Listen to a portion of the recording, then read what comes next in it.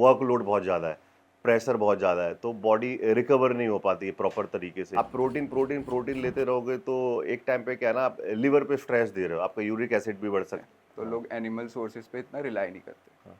मैं खुद भी अभी वेजिटेरियन हूँ।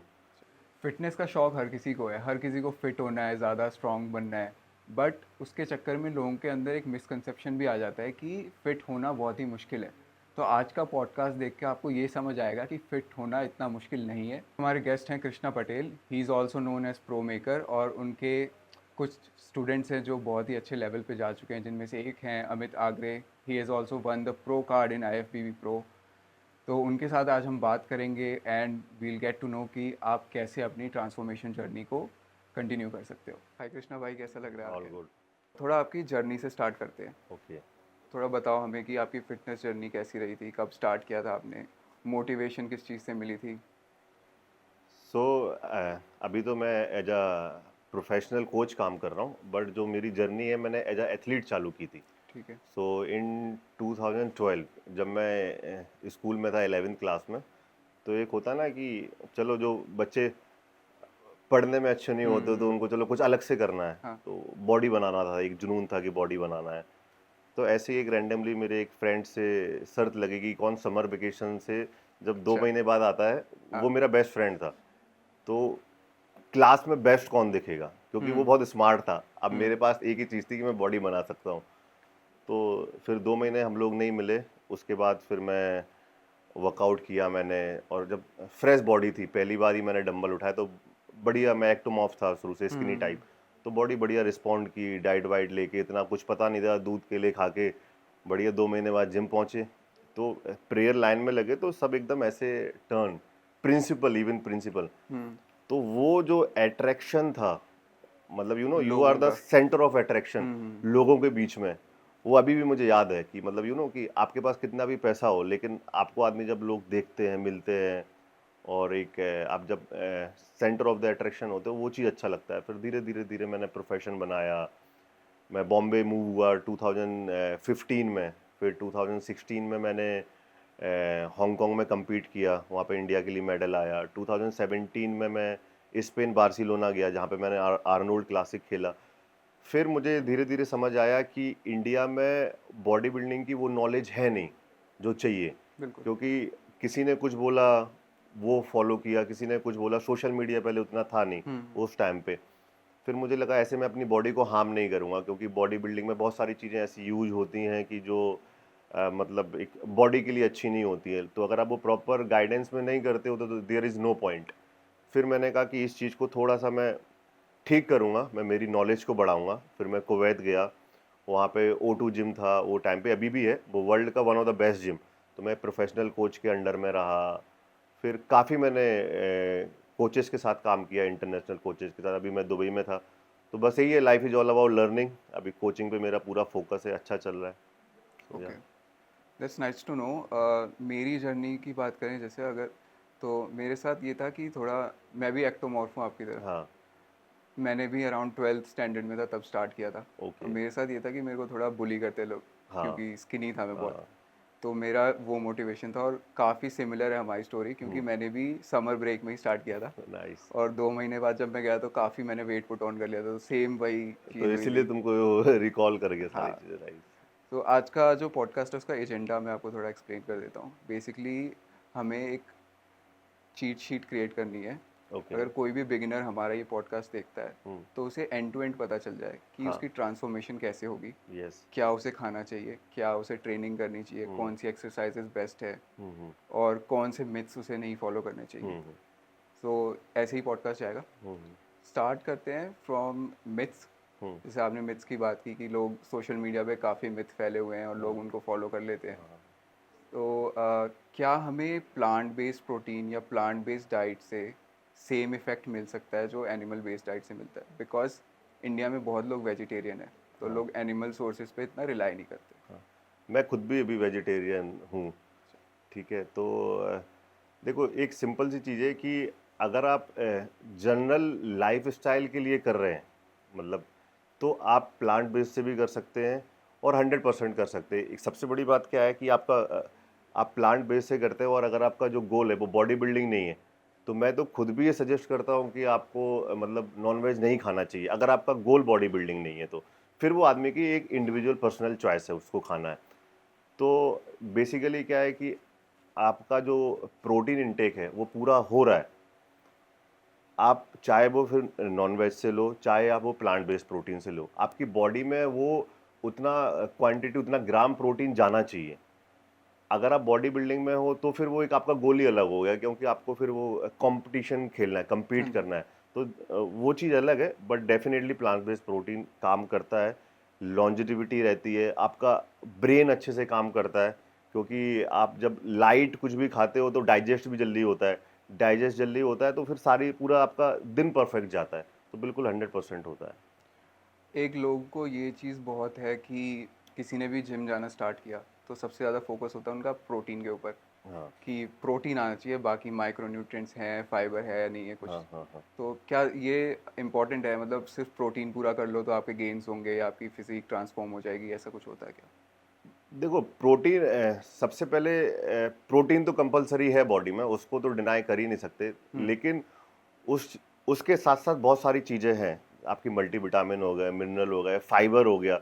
अगर आप प्रोटीन इंटेक आपका बहुत हाई है लेकिन फाइबर नहीं जा रहा है तो आपको कॉन्स्टिपेशन का प्रॉब्लम हो जाता है। तो वो सब कुछ ना आपको बैलेंस करना है। आपको कार्ब भी देना है, आपको फैट भी देना है, आपको प्रोटीन भी देना है। आप प्रोटीन प्रोटीन प्रोटीन लेते रहोगे तो एक टाइम पे क्या है ना, आप लिवर पे स्ट्रेस दे रहे हो, आपका यूरिक एसिड भी बढ़ सकता है। और exceed protein equal to fat. तो आपको बहुत सारी चीज़ों को बैलेंस करना है कि अगर आप कर रहे हो, आप अगर बिगिनर हो, तो सबसे पहले तो मैं यही बोलूँगा कि आप किसी के अंडर गाइडेंस में करो। आप भले ही एक प्रोफेशनल कोच लो जो ज़्यादा महंगा ना हो, स्टार्टिंग में इनिशियली 3-4 महीने आप प्रोफेशनल गाइडेंस में करोगे तो वो ज़्यादा बेटर है। लोग क्या अभी यूट्यूब से देख के मतलब बहुत सारी चीज़ें सीख लेते हैं, हुँ, फिर 4-5 महीना वेस्ट करते हैं। तो वो कोई पॉइंट नहीं है। आप स्टार्टिंग से अगर कर रहे हैं तो पैसा आप अपने ऊपर खर्चा कर रहे हो तो वो आपका एक इन्वेस्टमेंट है।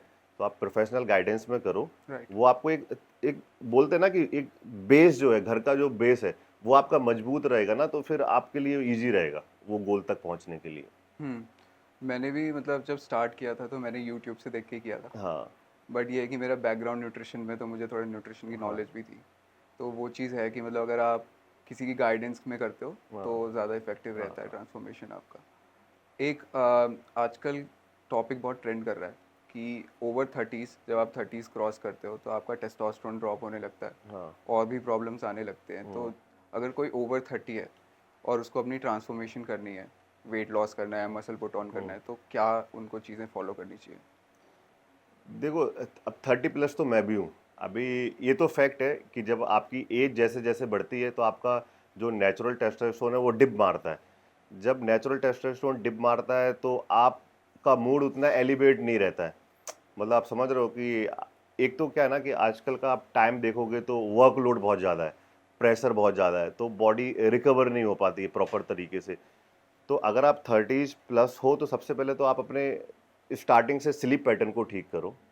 आप जल्दी उठो, पानी पियो और थोड़ा-सा मेडिटेशन करो, योगा। एक कुछ है ना कि एक 5-5 मिनट के कुछ ऐसे रोल प्ले होते हैं हुँ, आपकी हुँ। लाइफ में कि अगर आप वो डेली टू डेली बेसिस में जा डालोगे ना, तो आप 35 प्लस भी हो, आप 20 अर्ली 20s में भी हो, लेकिन अगर आपका लाइफ़स्टाइल नहीं है ना, तो ना ही बॉडी आप 20 से 25 के बीच में बना पाओगे, ना ही आप 30 से 35 के बाद बना पाओगे। आपका लाइफ़स्टाइल होना, डेली टू हुँ, डेली रूटीन कैसा है, वो आपको ग्रोथ कराता है। मेनली आप ये कह रहे हो कि डिसिप्लिन बहुत इम्पोर्टेंट है। डिसिप्लिन, डिसिप्लिन बहुत, डिसिप्लिन ही इम्पोर्टेंट है। ठीक है। थोड़ा एक्सरसाइज़ेज़ के बारे में बात कर लेते हैं अब। तो किसी ने अब जिम जॉइन कर लिया। उनको कैसे एक्सरसाइज स्टार्ट करनी चाहिए for someone who has just joined the gym? हुँ। किस टाइप की एक्सरसाइजेज़ से उन्हें स्टार्ट करना चाहिए? कैसा उनका स्प्लिट होना चाहिए?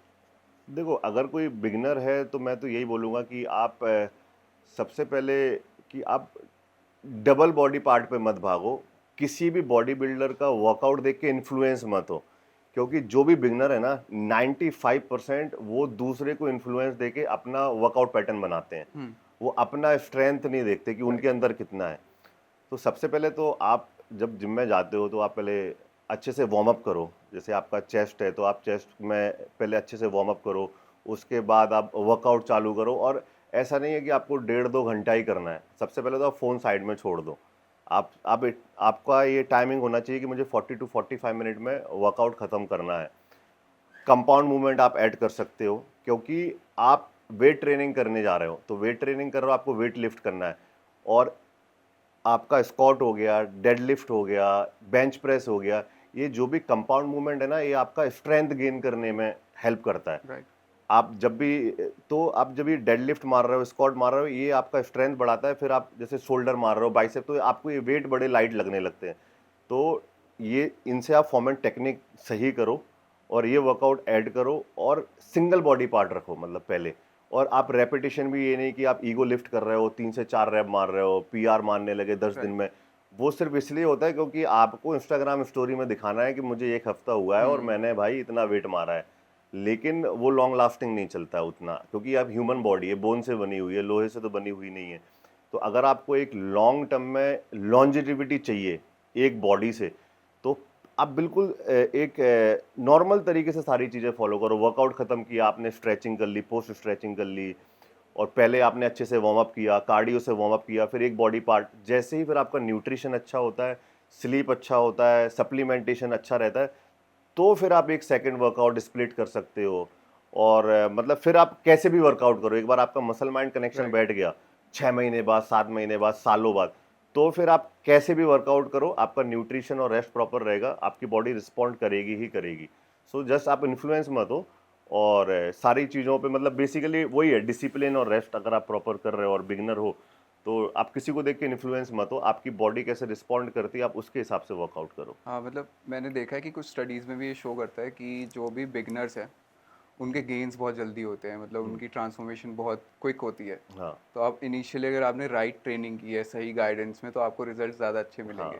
बट वो लोग क्या करते हैं, वो इन्फ्लुएंसर्स को देखने लगते हैं, या जो बड़े बड़े बॉडी बिल्डर्स हैं उनकी वर्कआउट फॉलो करने लगते हैं, उस चक्कर में इंजरीज हो जाती हैं कई हाँ, बार। अम, अच्छा, अगर आपसे मैं ये पूछूं कि कोई टॉप 5 एक्सरसाइजेज हो हाँ, जो आप उसके अलावा कोई एक्सरसाइज नहीं कर सकते, बस आपको यही 5 एक्सरसाइजेज करनी है, तो वो हाँ। कौन सी एक्सरसाइजेज होंगी? देखो, सबसे पहले तो मेरी पर्सनल फेवरेट जो है वो डेडलिफ्ट, क्योंकि उसमें लोअर से लेके अपर बॉडी पूरी दोनों, मतलब एक बोलते ना कि स्ट्रेंथ लगती, पावर, पैर का भी पावर लगता है, अपर भी यूज होता है पूरा। सो डेडलिफ्ट मेरा फेवरेट है। स्क्वाट भी करना चाहिए। स्क्वाट से क्या है कि आपकी ओवरऑल बॉडी की स्टेबिलिटी बढ़ती है, कोर की स्ट्रेंथ बढ़ती है। बेंच प्रेस हो गया। तो आप ये 5 बोला है ना, या तो 3 तो ये मेरी फेवरेट है। ठीक है। और मुझे साइड लेटरल बहुत पसंद है। ठीक है। साइड लेटरल बहुत पसंद है। ट्रेनिंग की बात कर लेते हैं भाई अब। हाँ, जनरली लोग जब जिम ज्वाइन करते हैं तो बहुत जल्दी छोड़ देते हैं लोग, ऐसी टेंडेंसी होती है लोगों की कि वर्कआउट करना छोड़ दिया, हम्म। 1 महीने किया छोड़ दिया उसके बाद। तो इसमें आपको क्या लगता है, क्या रीज़न है इसका? देखो, सबसे बड़ा रीजन तो क्या है कि आप जिम में आ रहे हो तो आपका पर्पस क्या है? आप दूसरे को देख के आ रहे हो, दोस्तों के साथ आ रहे हो, कि आप रियली खुद ट्रांसफॉर्मेशन करना चाहते हो? तो स्टार्टिंग में क्या होता है कि अगर आप खुद भी करना चाहते हो तो 1 महीने बाद, 2 महीने बाद, पहले स्टार्टिंग में 8-10 दिन, 15-20 दिन बढ़िया रिजल्ट आता है, क्योंकि आपकी बॉडी फ्रेश है। तो आप वर्कआउट करते हो तो रिजल्ट आना चालू होता है। फिर 1.5-2 महीने बाद क्या होता है ना, तो प्रोग्रेस थोड़ा स्लो स्लो हो जाता है। राइट। तो वहाँ पे एक एक ह्यूमंस के अंदर ना एक सबसे बड़ी जो कमी है वो है पेशेंस। है ही नहीं, वो किसी के अंदर नहीं है, हमारे अंदर भी नहीं है। बट अब आ गया है ओवर द ईयर की, पता चल गया एक्चुअली गेम क्या है। तो अभी जैसे कोई भी, और ऐसा नहीं है कि 30 के बाद वाले, 40+ और 20 के बीच वाले भी, कोई भी एज फैक्टर होने तो सब कहीं ना कहीं एक टाइम पर रुक जाते हैं, उनका एक मोटिवेशन डाउन हो जाता है। लेकिन बस यही है कि अगर कोई भी जॉब पे जाता है तो वो जॉब करता ही करता है, उसके ऊपर कितना भी प्रेशर हो, क्योंकि राइट। उसको करना है, उसको पैसा चाहिए। तो फिटनेस भी अगर आदमी समझ लेगा ना, कि आदमी को क्या लगता है अगर फिटनेस नहीं करे चलेगा तो उसका काम चल जाएगा। ऐसा नहीं है। अगर आप फिटनेस कर रहे हो, अगर आप कभी कभी डिमोटिवेट हो रहे हो, तो आप ये सोचो कि आपने स्टार्ट क्यों किया था। राइट। आपने स्टार्ट क्यों किया था, आप देखो शीशे में कि आपका 1 महीने पहले आप कैसे दिख रहे थे। किसी से कंपेयर मत करो, किसी भी इन्फ्लुएंसर से कंपेयर मत करो, किसी से 6 एप्स वाले से भी कंपेयर मत करो। आप खुद देखो कि 1 महीने पहले क्या थे, 1 महीने बाद क्या हो। तो सोचो कि फिर 1 महीने बाद क्या होगे, फिर 1 महीने बाद क्या होगे। कोई बात नहीं, अगर आपका 1 महीने बाद बॉडी रिस्पॉन्ड नहीं कर रही उतनी जितनी करनी चाहिए, तो तो आप देखो आपका न्यूट्रिशन कहीं ऊपर नीचे हो रहा है, आपका कहीं रेस्ट ऊपर नीचे हो रहा है, लेकिन आप बैकआउट मत करो, क्योंकि अगर आप बैकआउट करोगे तो जो आपने जहाँ से चालू किया था उससे भी बेकार हो जाओगे आप।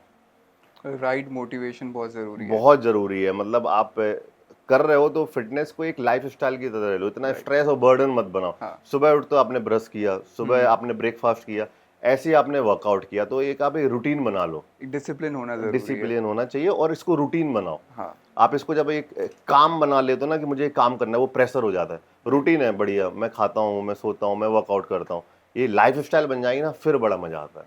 फिर एक टाइम पे ऐसा होता है कि अगर आपका एक भी दिन मिस हो गया ना तो आपको नींद नहीं आती है। मैं खुद से बता रहा हूँ, अगर मेरा हाँ। एक दिन भी मिस हो जाता तो नींद नहीं आती, यार कुछ तो मिसिंग है, कुछ तो हम्म। मिसिंग है। तो बस ये कि सेल्फ मोटिवेटेड रहो, कोई किसी को मोटिवेट नहीं कर सकता है जब तक आप सेल्फ मोटिवेटेड नहीं रहते हो, तो वो बहुत ज़रूरी है। तो कोई अगर नया आया है जिम में, हम्म। उसको किस तरीके का वर्कआउट स्प्लिट करना चाहिए? ये बहुत एक लोगों का कॉमनली आस्क्ड क्वेश्चन है हाँ कि मुझे कैसा वर्कआउट करना है, क्या मैं ब्रो स्प्लिट करूं हाँ या मैं पुश पुल लेग्स करूं? हाँ। किस टाइप का स्प्लिट करना चाहिए उनको? देखो आप स्प्लिट जो है, सबसे पहले तो आप बिगिनर हो, फिर से मैं एक बात ऐड करूंगा, इन्फ्लुएंस होके किसी के वर्कआउट पैटर्न को मत फॉलो करो, क्योंकि कोई अगर एडवांस लेवल का है, उसका muscle mind connection half range पे बैठा है, तो आप किसी के भी वर्कआउट को फॉलो मत करो। आप आओ, पुलअप मारो, पुशअप मारो, आप स्क्वाट कर सकते हो, डेडलिफ्ट कर सकते हो, बेंच प्रेस कर सकते हो, आप साइड लेटरल कर सकते हो, लेटरल रेजेस हो गया शोल्डर के लिए। ये वर्कआउट को अगर आप रख सकते हो, जैसे आप स्क्वाट मार रहे हो, डेडलिफ्ट मार रहे हो, इससे क्या है ना, आपका एक स्टेबिलिटी भी बढ़ती है, कोर की स्ट्रेंथनिंग भी होती है। और अगर आप डेडलिफ्ट के 10 सेट भी कर लोगे ना, और आप स्क्वाट के 10 सेट कर लोगे, आपको लगेगा मेरा वर्कआउट पूरा हो गया। तो आप धीरे धीरे धीरे हैबिट डेवलप करो, और 5 से 6 वर्कआउट रखो ही रखो, बहुत ज़रूरी है। अगर मैं ये बोलता हूँ कि आज के बाद से आप सिर्फ 5 एक्सरसाइजेस कर सकते हो डेली, हाँ उसके अलावा आप कोई एक्सरसाइज नहीं कर सकते, हाँ। तो वो 5 एक्सरसाइजेस कौन सी होंगी? देखो सबसे पहले तो मैं पुलअप बोलूँगा, ठीक है। पुलअप्स हो गया आपका, और मैं पुशअप भी बोलूँगा, मतलब वो भी बहुत कंपलसरी है। वो आप देखो ना, 100-200 साल से, मतलब एक जिसको बोलते हैं दंड बैठक मारते चले आ रहे हैं, तो उसमें पुशअप भी आप ऐड कर सकते हो। आप स्क्वाट हो गया, डेडलिफ्ट हो गया, बेंच प्रेस हो गया, शोल्डर प्रेस हो गया, साइड लेटरल हो गया। तो ये मैंने तो 6-7 बता दी, ये ऑप्शन में आप लोगों के लिए, आप इसको 5 पिक ठीक कर है। सकते हो। नहीं, ये चीज़ है इम्पॉर्टेंट। जैसे पुलअप्स है, पुलअप्स को लोग as a warm up use करते हैं हाँ आजकल, जबकि पुलअप एक बहुत ही अच्छी एक्सरसाइज है। अगर हाँ आप एज अ एक्सरसाइज भी करो तो हाँ आपकी बैक बहुत अच्छी डेवलप हो सकती है सिर्फ पुलअप्स करके। हाँ। आप बिलीव नहीं मानोगे, मतलब मैं ये ऑन कैमरा कह रहा हूँ, और मतलब मेरे जितने भी एथलीट हैं, मतलब right. I have like 100+ athlete है आज के टाइम में, वो पुलअप उनका वर्कआउट ही होता है, और daily 6 set. Even you won't believe कि अगर वो लेग का वर्कआउट भी कर रहे हैं ना, तो पहले पुलअप ही मारेंगे, क्योंकि जो मेंस फिजिक या बॉडी बिल्डिंग है ना, इंडियन में जो देखोगे तो बैक बहुत वीक है। राइट। क्योंकि मैं एक गेम को देख रहा हूँ, तो बैक बहुत वीक है। तो आप बैक, आपका विड्थ ही तभी बढ़ेगा, तब आप चिनअप मारोगे, पुलअप मारो, क्योंकि आपकी बॉडी आप लिफ्ट कर रहे हो अपने पावर यस। से। आप समझ रहे हो, तो बहुत हाँ जी। स्ट्रेंथ लगता है, तो स्ट्रेंथ भी गेन होता है, बैक की विड्थ भी बढ़ती है, और एक मतलब अच्छा अच्छा मूवमेंट है, बहुत अच्छा मूवमेंट है। स्ट्रेचिंग और वार्म अप कितना इम्पोर्टेंट है? बहुत इम्पोर्टेंट है। ये पहले मैं नहीं करता था, तो मुझे उसका पता है, मतलब कि मैंने क्या क्या प्रॉब्लम फेसेस की। मैंने शोल्डर इंजरी भी हुई, तो जैसे सपोज करो मैं शोल्डर वर्कआउट करने गया, मैं सीधा एकदम उठाया 20 किलो का डंबल मारना, मुझे शोल्डर इंजरी हो गई। फिर मैंने वार्म अप करना चालू किया, 15 मिनट में 20 मिनट वार्म अप करता हूँ, ताकि आप इंजरी ना हो। मेन जो है ना वार्म अप का, तो मेन रीजन यही है कि आपको इंजरी से आप बचे। लाइक सपोज करो आप चेस्ट प्रेस मारने गए, तो जरूरी नहीं है कि आप चेस्ट प्रेस मार रहे हो तो पहले आप आधा घंटे ट्रेडमिल कर लो, नहीं। आप पहले लाइट बार है, बार से आप 30-40 रैप मारो, 1-1 किलो का वेट डाल के, जो आपकी पहली एक्सरसाइज है आप उसको ही वार्म अप बनाओ पहले, 4 ठीक से है। 5 सेट। क्योंकि जिस मसल को आप टारगेट कर रहे हो, उस मसल के सारे फाइबर ग्रुप को आप एक्टिवेट करो। तो इट्स नॉट लाइक दैट कि आप लिफ्ट ही कर रहे हो। तो बहुत ज़रूरी है। उसके बाद स्ट्रेचिंग बहुत ज़रूरी है, क्योंकि फ्लेक्सिबिलिटी आपकी तभी रहेगी। बहुत से बॉडी बिल्डर मैंने बाहर के देखे हैं एथलीट, कि वो अपना पूरे लेग को स्प्रेड कर देते हैं, क्योंकि वो स्ट्रेचिंग करते हैं बाद में। स्ट्रेचिंग बहुत, आपने इतना मसल पे, फाइबर पे इतना लोड दे दिया, लेकिन अगर आप उसे रिलैक्सेशन के लिए स्ट्रेचिंग नहीं कर रहे हो, तो एक टाइम के बाद वो स्टिफ हो जाएगी। स्ट्रेचिंग का कोई टाइम होता है कि इस टाइम पे आपको करनी चाहिए? जैसे कुछ स्टडीज़ में शो करते हैं हाँ। कि अगर आपने वर्कआउट से पहले स्ट्रेच किया है, हुँ। तो आपकी लिफ्ट कम हो जाएगी, आपकी स्ट्रेंथ थोड़ी कम हो जाएगी क्योंकि हाँ। मसल फाइबर को आपने लूज़ कर दिया। हाँ। तो उसका कोई टाइमिंग होता है स्पेसिफिक कि अब देखो हमें यार, कब करना चाहिए? डायनेमिक स्ट्रेचेस हैं और पैसिव स्ट्रेचेस हैं। मेरे हिसाब से स्ट्रेचिंग आप बाद में करो, वो ज़्यादा बेनिफिट है। हुँ, और बॉडी को कूल डाउन मत होने दो। जैसे आपका ठीक है। वर्कआउट खत्म हुआ, आप तुरंत स्ट्रेचिंग करो, उसके बाद आप बढ़िया प्रोटीन पियो और अपना टाइम लो। रादर देन आप वर्कआउट के पहले भी कर सकते हो, बट मेरा जो मानना है, क्योंकि मैं प्रैक्टिकल पे ज़्यादा बिलीव करता हूँ, रादर देन कि मैं किसी को सुन रहा हूँ, वो अपनी नॉलेज बता रहा है, गूगल अपनी नॉलेज बता रहा है, बट एक प्रैक्टिकल होती है जो आप खुद के ऊपर ही एक अप्लाई करते हो। तो मेरा ये मानना है, पहले आप जो भी वर्कआउट करते हो, पहले अच्छे से वार्म अप करो, 5-10 मिनट कार्डियो कर लिया, या जो भी आपका पहला वर्कआउट है उसको अच्छे से वार्म अप किया, स्ट्रेचिंग आप बाद में करो। जो लोग एडवांस्ड है या थोड़ा उनको टाइम हो गया, 1-2 साल हो गया ट्रेन करते हुए, उनके लिए कौन-सा स्प्लिट अच्छा रहता है? क्योंकि आपने इनिशियली बोला कि आप एक-एक सिंगल मसल ग्रुप को ट्रेन करो। हाँ। अब वो बंदा 2 साल से ट्रेनिंग कर रहा है, हाँ। उसके लिए कौन-सा वर्कआउट स्प्लिट अच्छा रहेगा? देखो, अगेन अगर गोल बॉडी बिल्डिंग है, ठीक है, उसका रिकवरी अच्छा है, लेकिन मैं फिर भी स्प्लिट बता देता हूँ, उसको मैं ज़्यादा टर्न अराउंड नहीं करता हूँ। आप चेस्ट, शोल्डर, ट्राइसेप कर सकते हो, बैक बाइसेप कर सकते हो, और आप लेग्स कर सकते हो। फिर आप एक दिन का गैप देके फिर अगेन दोबारा रिपीट कर सकते हो। उसके ठीक है। पीछे रीजन है कि जब आप चेस्ट ट्राइसेप करते हो, तो चेस्ट आपका प्राइमरी मसल है, सेकेंडरी मसल आपका ट्राइसेप है। तो जब चेस्ट करते हो तो ट्राइसेप के सारे मसल ग्रुप एक्टिवेट हो जाते हैं। तो उसी टाइम पे जैसे ही हुआ, तो फिर आप उसको हैमरिंग कर दो तुरंत। तो आपको फिर 5-6 वर्कआउट नहीं करने हैं, क्योंकि राइट। ऑलरेडी वो एक्टिवेट है, तो आप 2 वर्कआउट में भी वो निकाल लोगे, है ना। ऐसे ही बैक में, बैक आपका, आप बैक कर रहे हो तो आपका लेट्स जो है वो प्राइमरी मसल है, बाइसेप जो है, बाइसेप के जितने भी हेड है वो सेकेंडरी मसल है। तो ऐसे ही बैक में आपके सारे मसल ग्रुप जो है वो बाइसेप के एक्टिवेट हो गए। तो आपको फिर 4 से 5 वेरिएशन नहीं करने, आप 2 वेरिएशन भी मारोगे तो भी आपको फिर आपका मसल उतना ग्रो करेगा। तो आप स्विच भी कर सकते हो, बट अगर आप इससे भी बोर हो गए हो तो आप चेस्ट और बाइसेप भी कर सकते हो, बैक और ट्राइसेप भी, क्योंकि आपने अपनी बॉडी को रेडी किया है। अच्छा ठीक है, ये मसल एक्टिवेट हो गया चेस्ट के साथ, अब मैं मसल को शॉक दूंगा नहीं, अब मैं राइट। बाइसेप करूंगा। वो फिर एक शॉकिंग वर्कआउट बोलते हैं उसको। ठीक है। कभी कभी ऐसा हो गया कि आपने सारा मिक्स वर्कआउट कर लिया, हुँ, हुँ, हुँ। तो एक बार आप आ गए ना, आपका रिकवरी आ गया, आपका वर्कआउट, फिर आप कोई भी स्प्लिट कर सकते हो। कोई 9 टू 5 कर रहा है, ऑफ़िस जाता है, हाँ। उसके पास वीक में इतना टाइम ही नहीं है कि वो 5 दिन निकाल पाए या हाँ। 6 दिन निकाल हाँ। पाए। उसके लिए कौन-सा ट्रेनिंग सही रहेगा? क्या वो फुल बॉडी कर सकता है 3 दिन? किस तरीके से उसको ट्रेन करना चाहिए? देखो मेरे हिसाब से यार, फुल बॉडी, आप कोई भी एक ऑफिस जो 8 घंटे की जॉब करता है, मेरे हिसाब से उसको chest, shoulder, tricep, back, bicep और लेग्स, ये रखना चाहिए। क्योंकि आप, मतलब यही है ना कि आप मिक्स वेज खा रहे हो, ठीक है, मैंने आपको मिक्स वेज दी, तो ना ही आप उसमें गोभी की सब्जी का फ्लेवर ले पाओगे, ना ही उसमें आप मतलब भिंडी का फ्लेवर ले पाओगे। अगर आपको प्रॉपर खाने का टेस्ट लेना है, वर्कआउट मसल का टेस्ट लेना, फील करना है कि कौन सा मसल आपको फील कर रहा है, तो आप चेस्ट, शोल्डर, ट्राइसेप करो, बैक बाइसेप करो और फिर लेग्स करो। आप ऐसे स्प्लिट कर सकते हो, that is the best split. 9 to 5 वालों की हम बात कर रहे थे कि एक्सरसाइज़ेज़ कैसी करनी चाहिए। अगर हम बात करें कि क्या ऑप्टिमल होता है कि कितने दिन आपको जाना ही चाहिए वर्कआउट करने जिम में?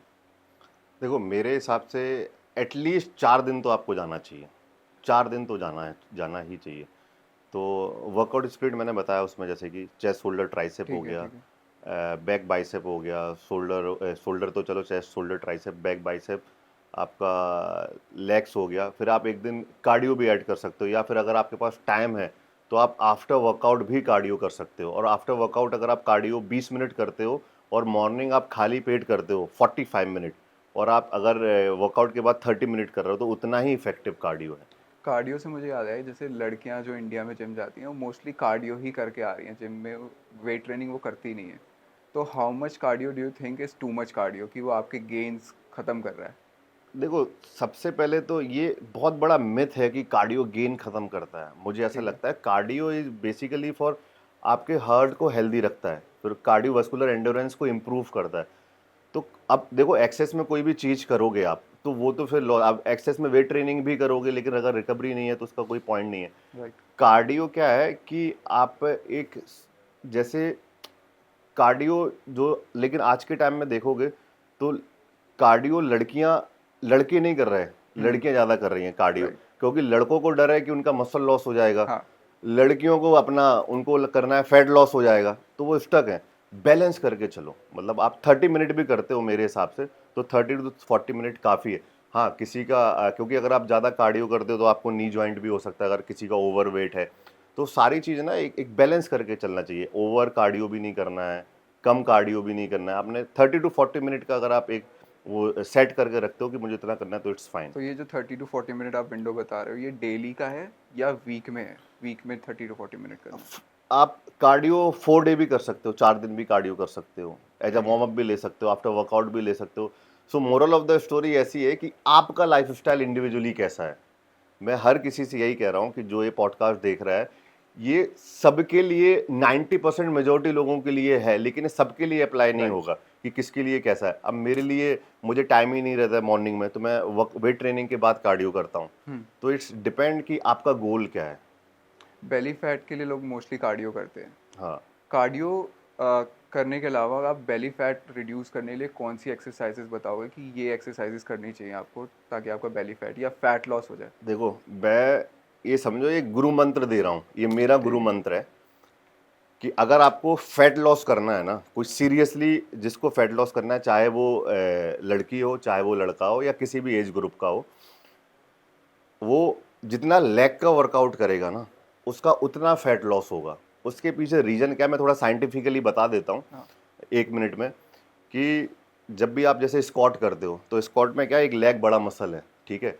जब उसका ब्रेक डाउन होता है लेग का, तो पहले बॉडी रिकवर करने के लिए क्या लेती है, उसको लोग प्रोटीन पीते हैं, राइट। नहीं वो तो चलो मसल रिकवरी करने के लिए होती है, लेकिन उससे पहले भी जो बॉडी में एक्सेस फैट है ना वो उसको यूटिलाइज करती है रिकवर करने में। तो आप अगर हफ्ते में 3 बार लेग का वर्कआउट कर रहे हो बड़ा मसल, तो वो ज़्यादा फैट खींचेगी। राइट। तो आप ऐसा नहीं कि आपका बेली फैट और एब्स मार रहे हो, आपका कभी नहीं जाएगा। आपका लेग वर्कआउट कैसा है, आपका बैक वर्कआउट कैसा है, और आप कोर ट्रेनिंग तो करते रहो क्योंकि वो अंदर मसल है तो वो बाहर आ जाएगी जैसे ही आपका फैट कम होएगा। तो लेग वर्कआउट करो फैट लॉस के लिए, ये मेरा पर्सनल एक्सपीरियंस है और ये काम करता है, इट्स वर्क। ठीक है, तो ये सेगमेंट हम ख़त्म करते हैं लास्ट क्वेश्चन के साथ कि आपको क्या लगता है one of the biggest mistake जो लोग करते हैं जिम जाते वक्त, क्या वो जब ट्रांसफॉर्मेशन के लिए एक्सरसाइज करते हैं, क्या सबसे बड़ी मिस्टेक है जो लोग कर रहे हैं? दो चीज़ है, एक तो फॉर्म टेक्निक पे ध्यान नहीं देते हैं और एक ईगो लिफ्टिंग। फॉर्म टेक्निक पे ध्यान बहुत ज़रूरी है, क्योंकि आप अगर कोई भी जैसे सपोज करो आप लेट पुल डाउन मार रहे हो या बेंच प्रेस मार रहे हो, आप इसको काउंटिंग के लिए मत मारो कि कैमरा रिकॉर्ड हो गया मुझे मारना है। जब तक वो मसल माइंड कनेक्शन नहीं बैठेगा वो मसल के साथ, वो रिजल्ट नहीं आएगा। So just don't like ego lifting मत करो। फॉर्म एंड टेक्निक बहुत कंपलसरी है, क्योंकि आप अगर जैसे सपोज करो कि आप खाली बार से पहले आप उठा रहे हो, तो लोग क्या सोचते हैं कि खाली बार है मैं इसको फॉर्म से क्यों मारूं जब 10-10 का। अपने बेस को मजबूत करो, क्योंकि अगर आप पहले खाली बार से कोई डेडलिफ्ट मार रहे हो तो आप 10-10 का वेट डालोगे, 20-20 का डालोगे, 30-30 का डालोगे, तो आपका फॉर्म वो जब आप हैवी लिफ्ट करोगे तो ऊपर नीचे होता ही है। लेकिन अगर आप स्टार्टिंग से ही खराब कर दोगे तो आप अगर 40-50 किलो भी उठाओगे तो आपका बैक चला जाएगा। तो स्टार्टिंग से ही फॉर्म एंड टेक्निक को पकड़ के चलो, ताकि आप जब जैसे ही आपका स्ट्रेंथ गेन होता है, आप लिफ्ट करते हो, तो आपका जो 50% फॉर्म खराब होगा वो 5-10% होगा, तो आपका इंजरी से बच जाओगे। तो फॉर्म एंड टेक्निक बहुत मैटर करता है, बहुत मैटर। भाई आजकल जो लोग जिम जाते हैं ना, जिम गोअर्स में हार्ट स्ट्रोक की प्रॉब्लम बहुत दिख रही है, और जैसे मैंने देखा है कि ऑन स्टेज बॉडी बिल्डर्स का हार्ट फेल हो जाता है, इसका रीज़न क्या है? देखो अगर आप बॉडी बिल्डर को लेके आप देखोगे कि उनका हार्ट फेल या फिर आप सडन ट्रेडमिल पे कोई चल रहा है गिर पड़ा डेथ हो गया, तो ये बॉडी बिल्डर के साथ ही होता है, लेकिन बहुत रेयर केस है। अभी कुछ टाइम से ज़्यादा बढ़ गए हैं। या सबसे पहली चीज़ है लैक ऑफ नॉलेज, कि बॉडी बिल्डर भी जो इस फील्ड में आते हैं वो किसी बड़े बॉडी बिल्डर को इन्फ्लुएंस होके आते हैं, और वो गेम में इतने ज़्यादा डेप्थ में घुस जाते हैं कि अपनी हेल्थ को वो प्रायोरिटी पे नहीं रखते हैं। उनको लगता है कि उनको गेम ही जीतना है, गेम ही सब कुछ है। तो बहुत सारे केमिकल ऐसे हैं, बहुत सारे सब्सटेंस ऐसे हैं, मैं उनका नाम नहीं लेना चाहूँगा, जिनको वो मिसयूज करते हैं।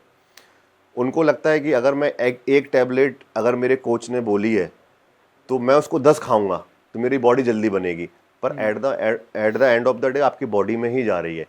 तो ऊपर नीचे तो कुछ होगा, हार्ट होगा, कभी ब्रेन फेल हो जाएगा, तो कुछ भी हो सकता है। तो आप अगर ये हो रहा है तो सबसे पहले तो लैक ऑफ नॉलेज। आप किसी प्रोफेशनल, इंडिया के अंदर जो मैंने देखा है 95% लोग कोचों को पैसा नहीं देते, कोचेस को हायर नहीं करते। उनको लगता है जितना मैं कोचेस को पैसा दूंगा उतना मैं खुद ही इसका इतना ये खरीद लूंगा, वो खरीद लूंगा, जो यूज होती हैं चीज़ें मैं खुद लगाऊंगा।